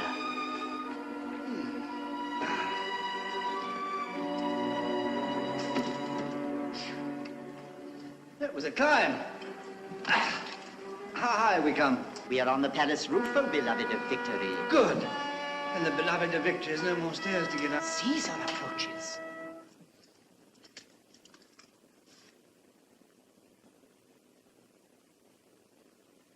Why, Rufio, a new baldric, a new golden pommel to your sword. And you've had your hair cut. Oh, but not your beard. Impossible. Perfumed by Jupiter Olympus. Well, is it to please myself? No, Rufio, my son, but to please me, to celebrate my birthday. Your birthday. You always have a birthday when there's a pretty girl to be flattered or an ambassador to be conciliated. Rufio. Oh, we had 7 of them in 10 months last year. Alas, Rufio, I shall never break myself of these petty deceits. Have you noticed something before my time? Ah, I thought that meant something. What is it? Pothinus wants to speak to you. I advise you to see him. There's some plotting going on here among the women. Who is Pothinus? Oh, yes. Has he not escaped? No. Why not? Have I not told you always to let prisoners escape unless there are special orders to the contrary? Are there not enough mouths to be fed without his? Yes, and if you'd have a little sense and let me cut his throat, you'd save his rations. Anyway, he won't escape. He prefers to stay and spy on us. And you want me to see him? Oh, I don't want anything. I dare say you'll do what you like. Don't put it on me. Well, well.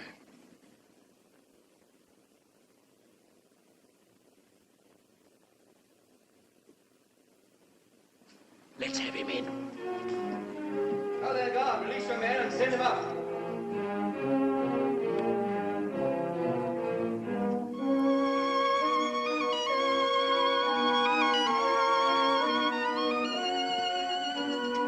To dine with us besides Cleopatra. Polydorus, the Sicilian. Oh, that popinjay. Come, the popinjay is an amusing dog. Tells a story, sings a song, and saves us the trouble of flattering the queen.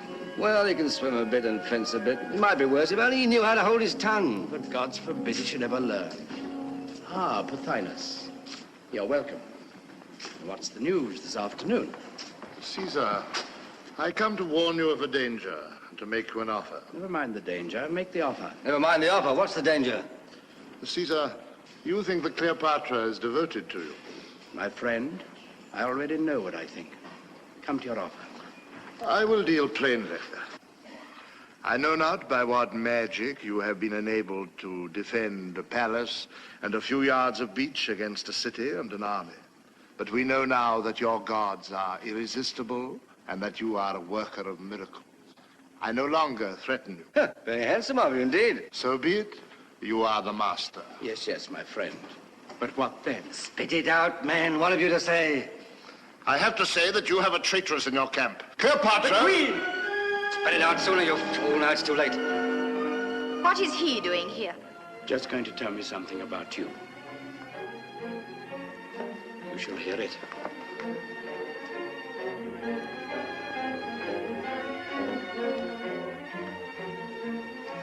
Proceed, Pothinus.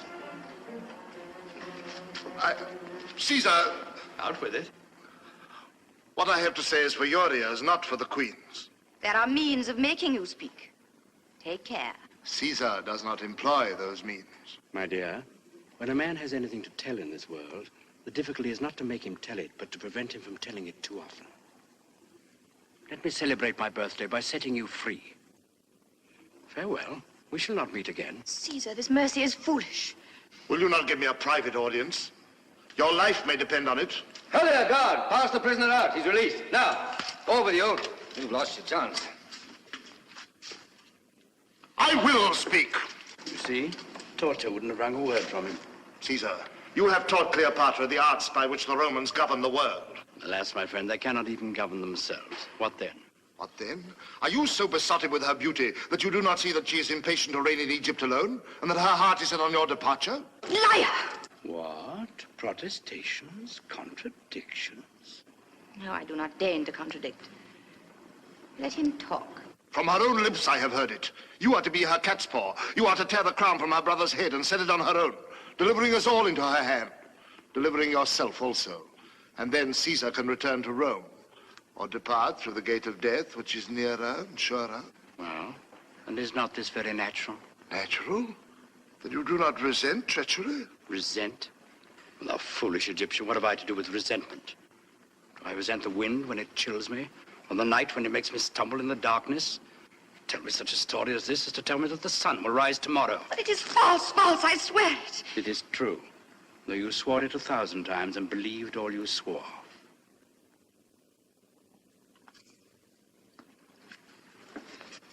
Come, Rufio, let us see Pothinus pass the guard. I have a word to say to him. We must give the Queen a moment to recover herself. Tell your friends, Pothinus, they mustn't think I'm opposed to a reasonable settlement of the country's affairs. Tatatita!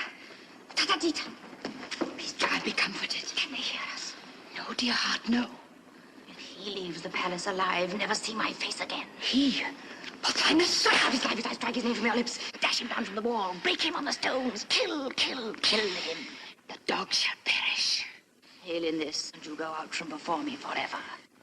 So be it. You shall not see my face until his eyes are darkened. Come soon. As the light dies, he shall die.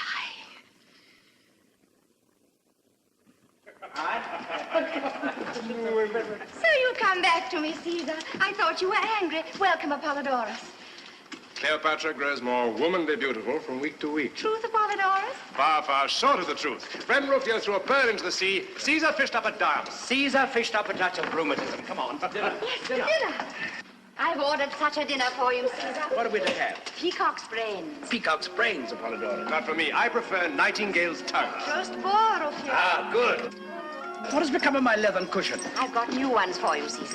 These cushions, Caesar, are of Maltese gauze stuffed with rose leaves. Rose leaves? Am I a caterpillar? Oh, what a shame, my new cushion. What shall we serve to whet Caesar's appetite? Any oysters? Assuredly. British oysters? British oysters, of course. Oysters, then. Sea hedgehogs for me. Have we nothing solid to begin with? Field fares with asparagus. Fattened fowls, Rufio. Have some fattened fowls. Aye, that'll do. Field fares for me. Caesar will deign to choose his wine, Sicilian, Tuscan, Macedonian, Chianti. All Greek. Try the Sicilian, Caesar. Bring me my barley water. Oh. Bring me my Falernian. It's a waste of time giving you dinner, Caesar. My scullions would not condescend to your diet. Well, let's try the Falernian. But when I return to Rome, I shall make laws against these extravagances. I will even get the laws carried out. Never mind. Today you are to be like other people. Idle, luxurious, and kind. Well. For once, I will sacrifice my comfort. There. So now you're satisfied.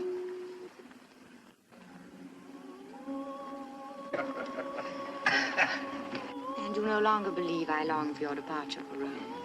I no longer believe anything. My brains are asleep. Besides, who knows whether I shall return to Rome? Huh? What? 1 year of Rome is like another, except that I grow older. It's no better here in Egypt. The old men, when they're tired of life, say, we have seen everything except the source of the Nile. Why not see that? Cleopatra, will you come with me and drag the flood to its cradle, in the heart of the regions of mystery? Shall I make you a new kingdom and build you a holy city there in the great unknown? Yes, you shall. Now you'll conquer Africa with 2 legions before I finish the roast boar. No scoffing. This is a noble scheme. Come, let's name the holy city and consecrate it with Sicilian wine. Cleopatra shall name it herself. It shall be called Caesar's gift to his beloved. No. Something vaster than that. Something universal, like the starry firmament. Why not simply the cradle of the Nile? No, the Nile is my ancestor, and he's a god. Oh, I thought of something. The Nile shall name it himself. Let us call upon him all together. Send for him. Away with all of you.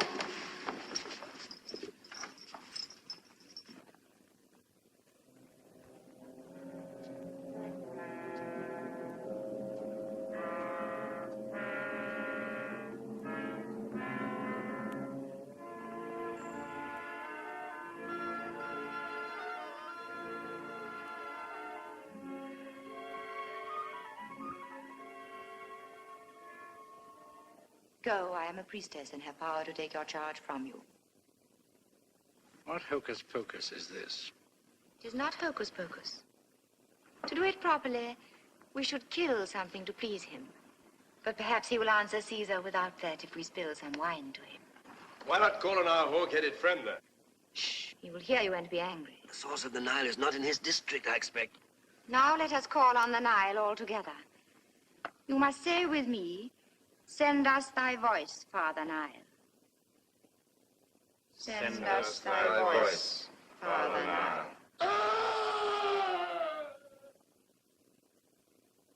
What was that? What was It is nothing. They are beating some slave. Nothing. A man with a knife in him, I'll swear. A murder? Silence. Did you hear that? Another cry? No, it's that. Something fell, I think. Something with bones in it, huh? Rufio. Will you leave me, Caesar? Apollodorus, are you going? Faith, dearest queen, my appetite is gone. Polydorus, go down to the courtyard. Find out what has happened. Your soldiers have killed somebody, perhaps. What does it matter? This must be seen to.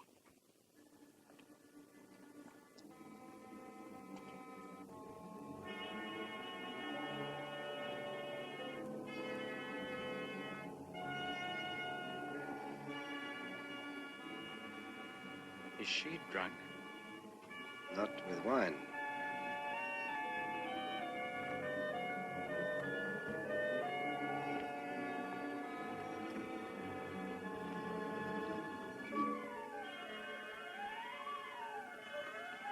The queen looks again on the face of her servant.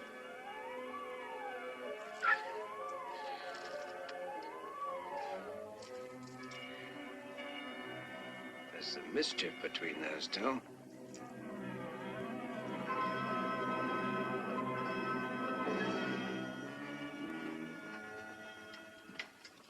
Cleopatra, what has happened? Nothing, dearest Caesar, nothing. I am innocent. Dear Caesar, are you angry with me? Why do you look at me so? I have been here with you all the time. How can I know what has happened? That is true. Of course it is true. You know it is true, Rufio. I shall know. Presently. Caesar, remember your bodyguard is within call. Why do you allow Rufio to speak to me so? You should teach him his place. Teach him to be my enemy and to hide his thoughts from me as you are now hiding yours. Why do you say that, Caesar? Indeed, indeed, I am not hiding anything. You are wrong to treat me like this. I am only a child, and you turn into stone because you think someone has been killed. I can't bear it. But there, I know you hate tears. You shall not be troubled with them. Only, I am so silly. I cannot help being hurt when you speak coldly. Of course, you are quite right. It is dreadful to think of anyone being killed or even hurt. And I hope nothing really serious. What has frightened you into this? What have you done? Ah, that sounds like the answer. I have not betrayed you, Caesar, I swear it. I know that. I haven't trusted you.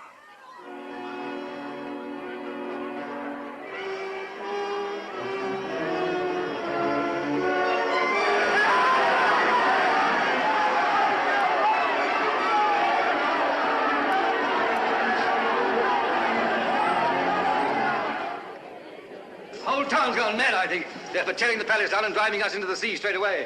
We laid hold of this renegade. We were clearing him out of the courtyard. Release him. What has offended the citizens, Lucius Septimius?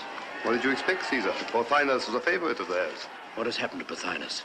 I set him free here but an hour ago. Did they not pass him out? Aye, through the gallery arch, 60 feet above ground, with 3 inches of steel in his ribs. He is as dead as Pompey. We are quits now as to killing. You and I. Assassinated. Our prisoner.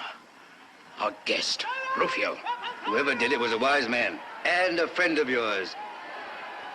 But none of us had a hand in it. No, it's no use frowning at me. He was slain by order of the Queen of Egypt. I am not Julius Caesar, the dreamer, who allows every slave to insult him. Rufio said I did well.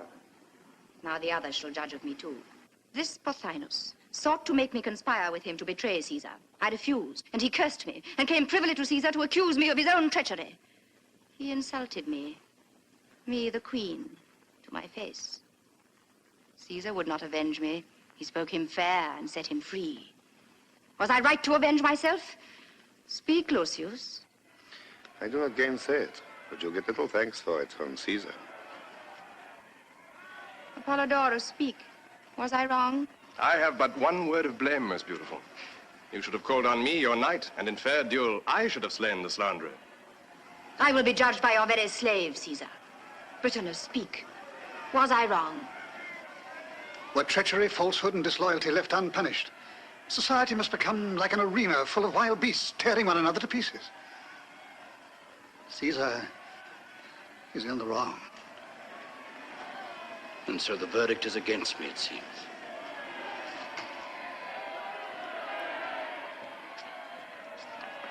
Listen to me, Caesar. If one man in all Alexandria can be found to say I did wrong, I swear to have myself crucified on the door of the palace by my own slaves. If one man in all the world can be found, now or forever, to know that you did wrong, that man will have either to conquer the world as I have or be crucified by it. Do you hear? These knockers at your gates are also believers in vengeance and in stabbing. You have slain their leader. It is right that they should slay you. And so to the end of history. Murder shall breed murder, always in the name of right and honor and peace, until the gods are tired of blood and create a race that can understand. Let the Queen of Egypt now give her orders for vengeance and take her measures for defense, for she has renounced Caesar. You will not desert me, Caesar. You will defend the palace. You have taken the powers of life and death upon you. I am only a dreamer. But they will kill me. Why not? In pity. Pity? What has it come to this so suddenly that nothing can save you but pity? Did it save Pothinus?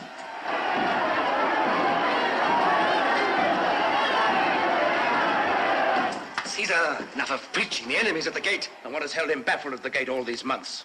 Was it my folly as you deem it, or your wisdom? In this Egyptian Red Sea of blood, whose hand has held all your heads above the waves? And yet when Caesar says to such an one, friend, go free, you, clinging for your little life to my sword, dare steal out and stab him in the back. By the gods, I'm tempted to open my hand and let you all sink into the flood.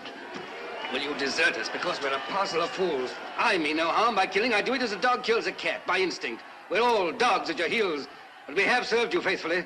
Alas, Rufio, my son, as dogs we're like to perish now in the streets. Caesar, what you say has an Olympian ring in it. But I'm still on the side of Cleopatra.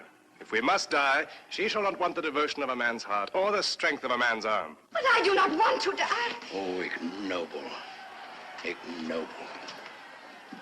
Hearken to me, Caesar. It may be ignoble, but I too mean to live as long as I can. Well, my friend, you are likely to outlive Caesar. Does Caesar despair? He who has never hoped can never despair. Caesar, in good or bad fortune, looks his fate in the face. Look it in the face now, and it will smile as it always has to Caesar. You presume to encourage me? I offer you my services. I will change sides, if you will have me. But at this point? At this point. Do you suppose Caesar is mad to trust you? I do not ask him to trust me until he is victorious. I ask for my life and a command in Caesar's army. And since Caesar is a fair dealer, I will pay in advance. Pay? How? With a piece of good news for you. What news? What news? What news did you say, my son Rufio? The relief has arrived. Mithridates of Pergamus is on the march. Is it not so, Lucius Septimius? He has taken Pelusium. Lucius, you are henceforth my officer. Rufio, the Egyptians must have sent every soldier from the city to prevent Mithridates crossing the Nile. There is nothing in the streets now but mob. It is so. Mithridates is marching by the great road to Memphis to cross above the Delta. Achilles will fight him there. Achilles shall fight Caesar there.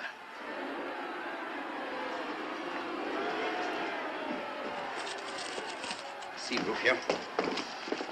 Here is the palace. Here is the theater. Now you take 20 men and pretend to go by this street. And whilst they're stoning you, out will come the cohorts by this and this. My streets are right, are they, Lucius? Aye, that's the Fig Market. Yes, I saw them the day we arrived. Britanus, tell Petronius that within an hour, half our forces must take ship for the Western Lake and see to my horse and armor. With the rest, I shall march round the lake and up the Nile and catch Achilles in the desert. Lucius, give the word to start. Apollodorus, lend me your sword and your right arm for this campaign. Aye, and my heart and life to boot. I accept both. Are you ready? Ready for art, the art of war. Come, it is something like business. Is it not, my only son? You understand about the streets, Rufio? I think I do. I'll get through them at all events. Caesar. Caesar. Have you forgotten me? Oh, I'm busy now, my child, busy. When I return, your affair shall be settled. Farewell. Be good and patient. That game's played and lost, Cleopatra. The woman always gets the worst of it. Go, follow your master. A word first. Tell your executioner that if Pothinus had been properly killed in the throat, he wouldn't have called out. Your man bungled his work. How do you know it was a man?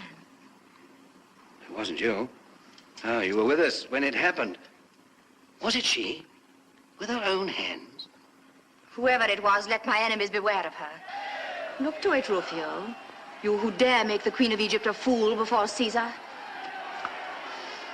I will look to it, Cleopatra.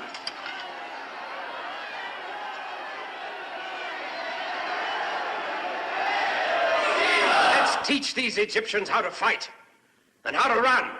Eh? And then, home to Rome!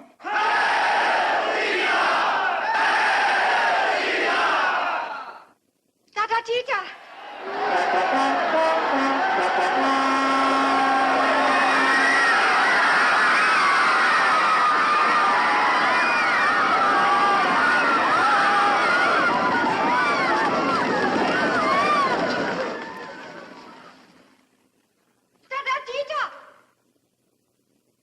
It is dark and I am alone. Come to me. Tatatita!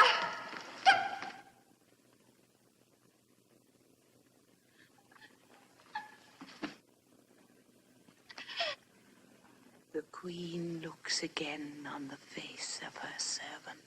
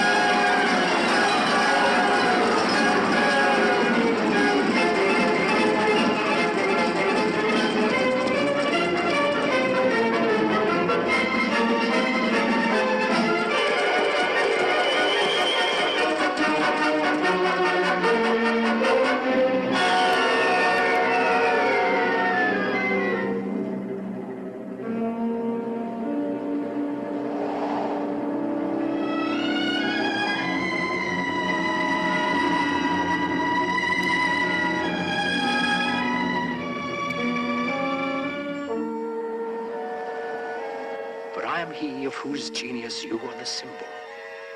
Part brute, part woman, and part God. Here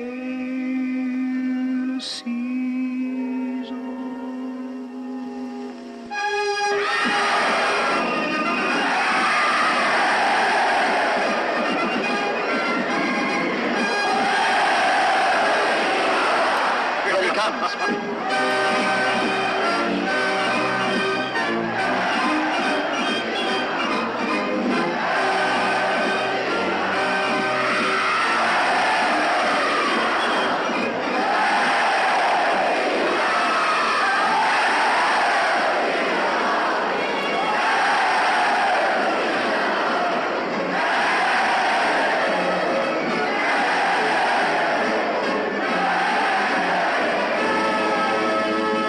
My ship awaits me.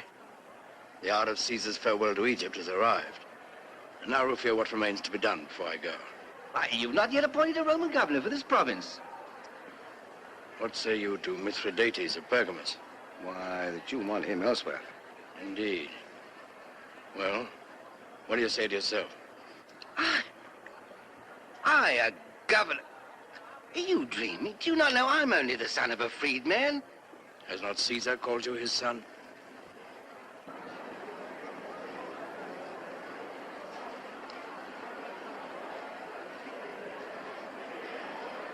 Peace a while there and hear me. Hear the service, quality, rank, and name of the Roman governor. By service, Caesar's shield. By quality, Caesar's friend. By rank, a Roman soldier.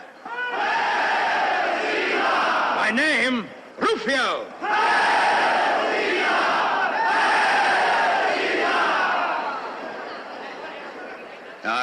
I'm Caesar's shield. But what use will I be when I'm no longer on Caesar's arm?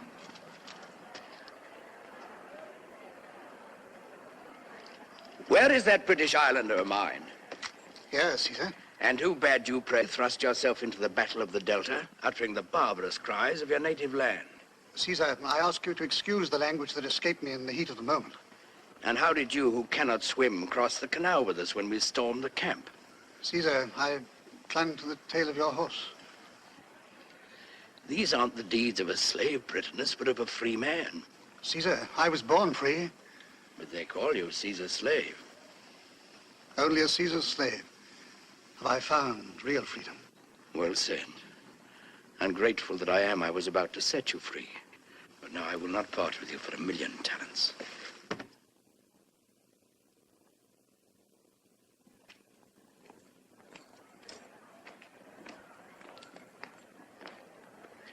That Roman knows how to make men serve him. Apollodorus, I leave the art of Egypt in your charge. Remember, Rome loves art and will encourage it. I understand, Caesar. Egypt must pay her tribute to Rome in art. Mm-hmm. And now what else have I to do before I embark? There's something I cannot remember. I wonder what it can be. Well, it must remain undone. We must not waste this favorable wind. Caesar, I'm loath to let you go back to Rome without your shield. There are too many daggers there. It matters not. I've always disliked the idea of dying. I'd rather be killed. Farewell, Rufio. Farewell. Farewell, Apollodorus.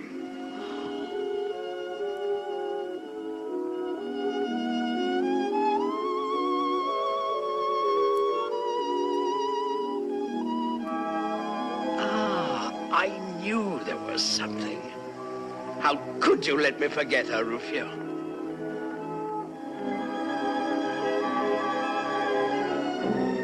Has Cleopatra no part in this leave-taking? Had I gone without seeing you, I should never have forgiven myself. Is this mourning for me? No.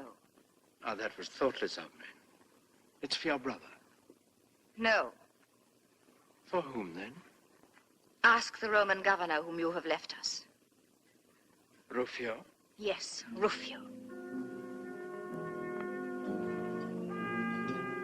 He who is to rule in Caesar's name, in Caesar's way, according to Caesar's boasted laws of life.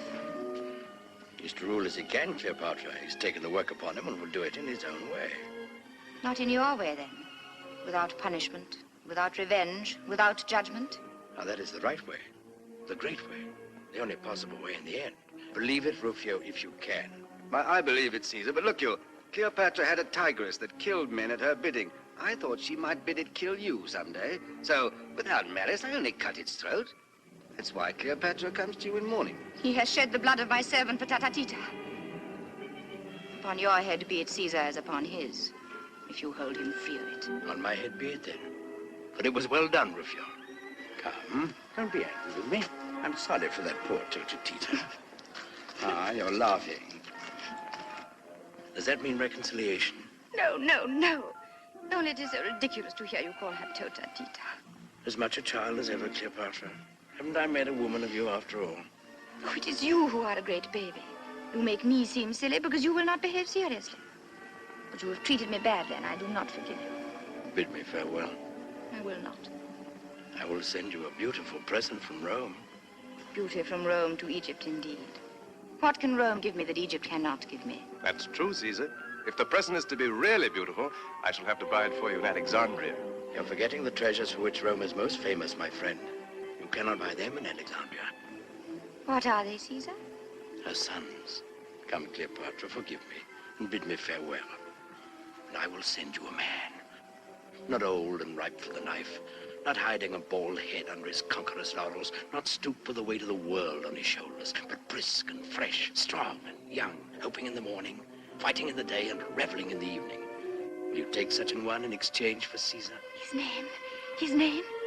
Shall it be Mark Antony? You're a bad hand at a bargain, mistress, if you'll swap Caesar for Antony. So now you're satisfied? You will not forget. I will not forget. Farewell. I do not think we shall meet again.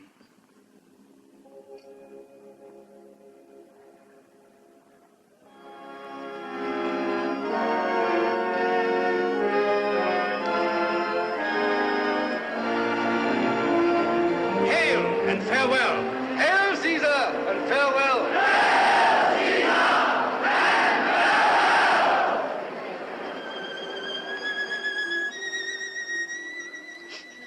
Oh, no tears, dearest queen. They stab your servant to the heart. He will return someday. I hope not. But I can't help crying. Just the same.